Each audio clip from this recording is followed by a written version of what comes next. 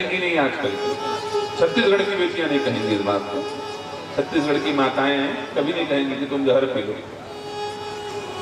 और मान लो कह दी, पार्वती जी ने तो कहा जो देवताओं के हित में हो कर लो, तो उन्होंने पी लिया जहर। और मान लो आपकी पत्नी कह दे जहर पी लो, तो पियोगे?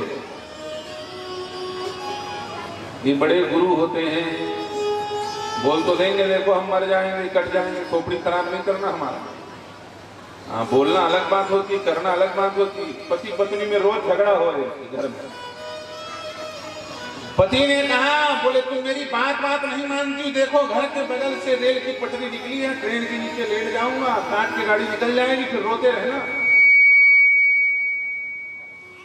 पत्नी ने कहा रोज कहते हो, जाओ आज मर ही जाओ तब मैं मानू। अब पति ने सोचा ये तो कभी नहीं बोलती थी, भगवान जाने आज क्या हो गया, उसने बोल दिया। अब तो इज्जत की बात है भाई, अब तो मरना ही पड़ेगा।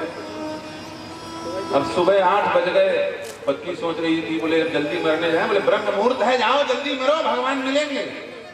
पत्नी भी आज चमटी चढ़ के बैठ गई।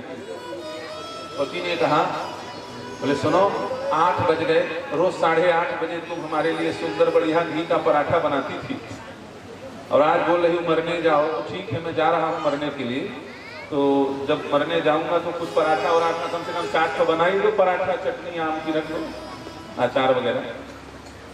पत्नी ने कहा चलो मैं बना देती हूँ, उनकी भी इच्छा पूरी करती, कोई बात नहीं। 4 पराठा बढ़िया घी डाल करके टिफिन बना कर दिया, बोले ले जाओ।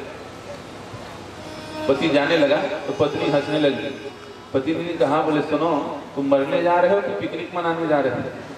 कि 4 पराठा लेके कोई मरने जाता है? पति ने कहा, बोले हम मॉडर्न जमाने के पति हैं, ऐसे समझते हो बेवकूफ हमको?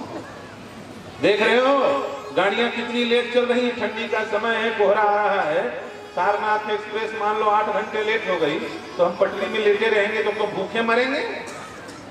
गाड़ी लेट हो जाएगी तो भूखे थोड़ी मरेंगे। संतों ने कहा है भूखे नहीं मरना चाहिए, खावत खावत छूटे शरीर, तब मिली है सिया रघुवीर।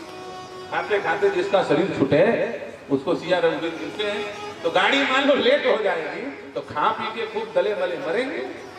पति ने कहा ठीक है जाओ। आज सुबह का गया पति, शाम हो गया, सूर्यास्त 5:30 बजने लगा, ठंडी का दिन। पत्नी ने सोचा अभी तक नहीं आए, लगता है सच में मर गए होंगे। वैसे 1 नंबर के झूठे, आज तक सही नहीं बोले तो आज क्या सही बोले?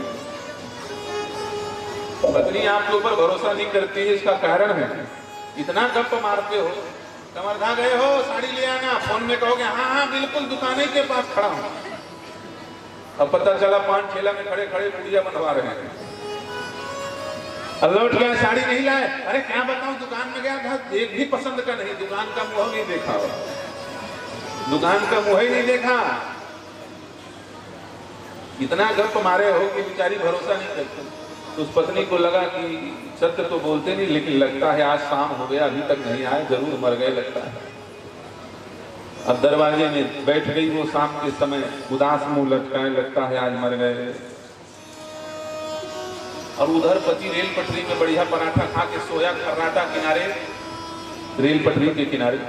शाम हुआ, जब दिन भर आराम कर लिया, तब वो सोच रहा था पत्नी आएगी हमको बचाने के लिए, पत्नी आएगी हमको। पत्नी जब नहीं आई तब उसने सोचा हम सच में मर थोड़ी जाएंगे, अब शाम को फिर भूख का समय हो गया है, भोजन का समय, तो यहाँ पड़े थोड़ी रहेंगे, अब क्या किया जाए। तो उतने में उसकी एक भैंस वहां रेलवे पटरी के किनारे बढ़िया हरी हरी घास चर के अपने मालिक को मुंह उठा के देख रही थी। बोले मैं यहाँ घास चरने आए हूँ, तुम क्या करने आए हो, सुबह से शाम हो गया ना। भैंस मान लो देख रही थी अपने स्वामी की ओर, उसका दिमाग काम कर गया भैंस को देख करके। उसने सोचा बोले अब ये भैंस घर जाएगी, इसी के बहाने मैं भी घर चला जाऊं। भैंस का पूंछ पकड़ लिया उसने, और भैंस आगे आगे, और भैंस तो अपने घर जाएगी, तो भैंस के पीछे पीछे। अब वो सोच रही दरवाजे में बैठे बैठे पति नहीं आए, पति नहीं। उतने में भैंस दिखाई दे गई, और भैंस के पीछे पीछे पूंछ पकड़े पतिदेव चले आ रहे। उसने आंख मिला, इतना जल्दी प्रमोशन, लगता है मर गए। और मरने के बाद यमराज ने ड्यूटी लगा दी और कहा जाओ भैंस में बैठ के अपने पत्नी को भी। वो भागी बेचारी घर की तरफ, पतिदेव मर गए, भैंस के साथ लेके आए हैं, मुझे ले जाना। पति ने कहा अरे कहां भाग रही, रुक रुक। आवाज सुनाई दी, बोले तुम मर गए कि जिंदा हो ये बताओ। बोले दिख नहीं रहा मैं जिंदा हूं। बोले भैंस की पूंछ पकड़ के क्यों आए हो? उसने कहा बोले आज से भैंस ही हमारी है, तुम नहीं हो हमारे। इस घर में हमारा कोई नहीं है, केवल ये भैंस ही है, तुमसे तो बढ़िया ये भैंस है। देखो मैं सुबह से वहां पड़ा रहा भूखा पासा, गाड़ी नहीं आई, इस भैंस को दया आ गई, मेरा मालिक कहीं मर ना जाए, देखो अपने पूंछ से मेरा हाथ पकड़ के बिचारी घर ले आई। अब पकड़ा कौन था हाथ? सच बताओ, पूंछ को किसने पकड़ा था? तो बोलने और मरने में अंतर होता है।